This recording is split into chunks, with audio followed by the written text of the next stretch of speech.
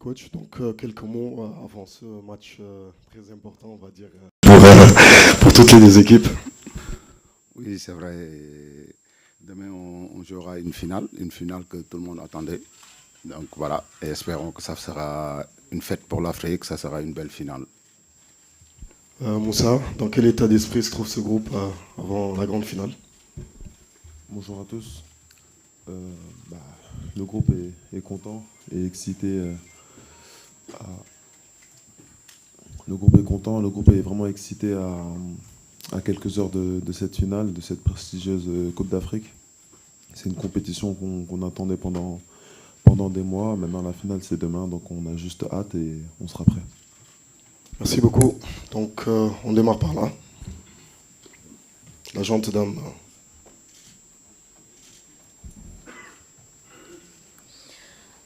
Bonjour coach, bonjour Moussa, c'est Soda Cham, journaliste à la radio Futur Média, Dakar, Sénégal. Alors coach, comme on a une seule question, j'aimerais bien savoir le motif de ce retard. Mais en 2023, vous avez vécu pratiquement la même situation en tant que coach donc, de l'équipe locale et vous avez joué donc la finale contre le pays hôte. Donc avec un public acquis à sa cause. Et cette fois-ci, on a le pressentiment de vivre pratiquement la même chose en tant que coach donc de la sélection A. Vous jouez votre première finale et aussi contre le pays hôte et on risque d'avoir également un public acquis à la cause donc, de cette finale, de cette équipe marocaine. Alors, est-ce que vous comptez vous inspirer de cette finale déjà jouée en 2023 pour bien terminer donc, en beauté cette compétition? Merci. Oui, bonjour Soda. Et merci donc, pour le retard. Voilà, il y a le score qui est arrivé un peu en retard. Donc c'est pour ça qu'on est là à cette heure-là. Bref, et on s'en excuse, hein, même si c'est... Voilà. Mais parlant de la finale, en Algérie, c'est sûr que c'est deux compétitions différentes, mais j'espère que ça se passera pareil qu'en Algérie, parce que jouer contre le pays hôte, c'est jamais facile, parce qu'il aura son public, mais après le public restera qu'en haut. Sur le rectangle vert, c'est 11 hommes contre 11 hommes. Donc voilà, moi, mes joueurs, ils le savent. Donc voilà, et il y aura un arbitre qui sera là, les trois arbitres. Voilà, après le reste, ça sera que eux. Le public restera qu'en haut et le reste, ça se décidera sur le terrain. Et espérons que voilà, ça se passera bien. Et le pays hôte en Algérie, ça s'était très bien passé. Et sur côté organisation, tout, on était vraiment satisfait avec l'équipe locale. Et à la fin, ça s'est très bien passé. Après, ici, hier, vous avez vu, je préférais ne pas en parler. Notre fédération en a parlé. Je pense que les enjeux d'un football ne doivent pas nous amener à faire certaines choses.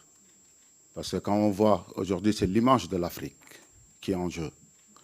Notre compétition qu'avant, personne ne regardait, aujourd'hui, on l'a mis haut. Il ne faut pas qu'on gâte ça. Parce que quand même, on a des joueurs de planétaires. On a des joueurs que, malheureusement, c'est à cause de la CAN qu'on n'a pas gagné, qu'ils n'ont pas gagné le Ballon d'Or. Parce que les gens disaient que ce n'était pas une compétition majeure. Sadio Mané méritait ce Ballon d'Or. Mais il disait que, parce que c'est une CAN, ce n'est pas une compétition majeure. Aujourd'hui, il y a une belle organisation, il faut bien la finir. C'est important. Il faut bien finir cette organisation. Et hier, ce qui s'est passé, c'est anormal. Anormal. Une équipe comme le Sénégal qui descend, on le laisse avec la foule populaire comme ça. Mes joueurs étaient en danger. Tout pouvait se passer contre des personnes mal intentionnées. Et ça ne doit pas se passer. Surtout entre deux pays frères. Qu'on a toujours dit. C'est important. Merci.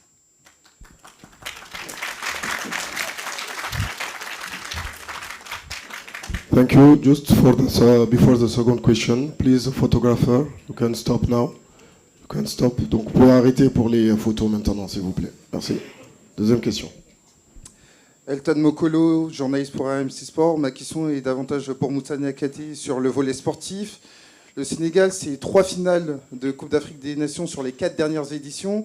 Moussa, toi qui es partie intégrante de cette équipe, comment tu peux nous expliquer ce savoir-faire sénégalais?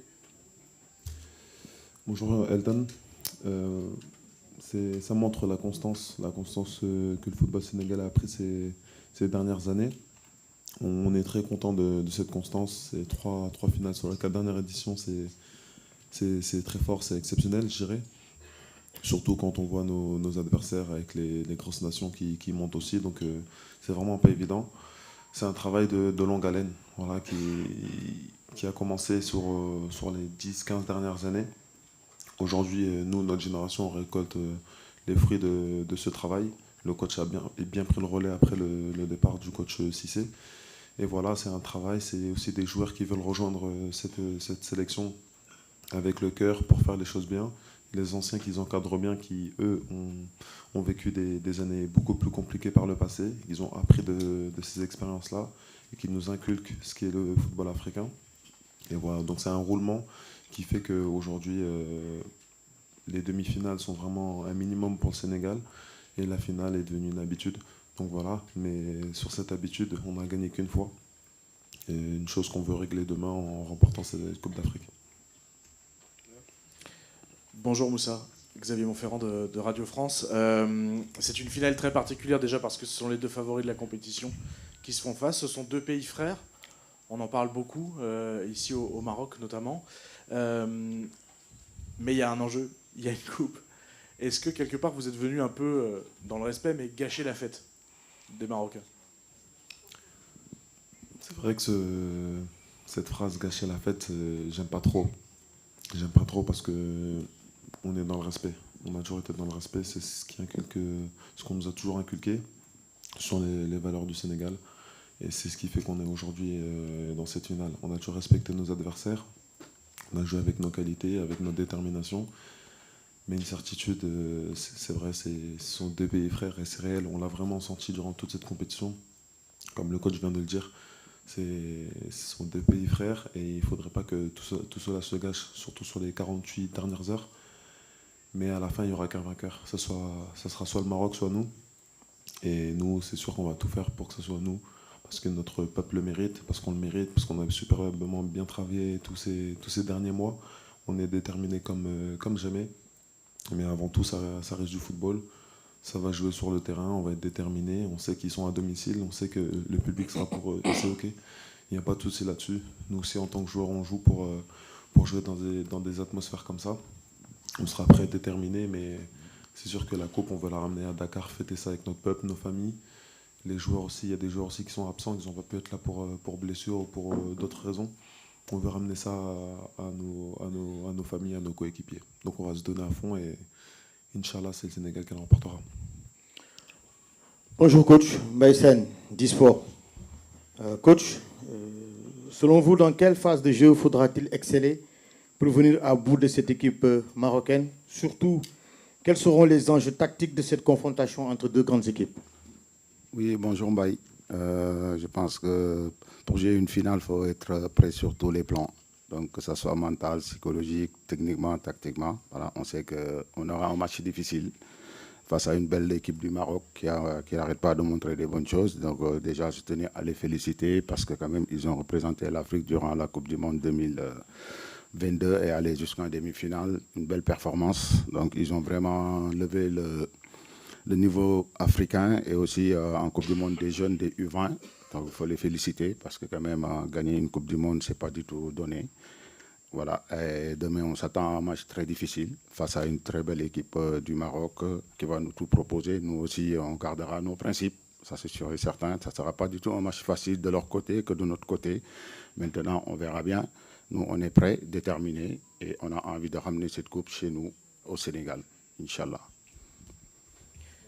Ahmed Talal, le 7TV. Coach, vous avez critiqué l'organisation. Vous savez très bien que c'est la CAF qui organise et non pas la FRMF. Et aussi, vous avez parlé de la présence de nombreuses personnes. Vous savez qu'aujourd'hui, le journaliste ou le journalisme en général, c'est celui qui vient chercher la nouvelle. Voilà, et c'est pour cela qu'il y avait énormément de monde. Vous savez, et aussi par rapport à l'organisation, c'est la CAF. Alors s'il y a des critiques à faire, personnellement, je pense que c'est à la CAF et non pas à la FRMF. Merci. S'il vous plaît, s'il vous plaît, s'il vous plaît, s'il vous plaît. S'il vous plaît, monsieur. S'il vous plaît. S'il vous plaît.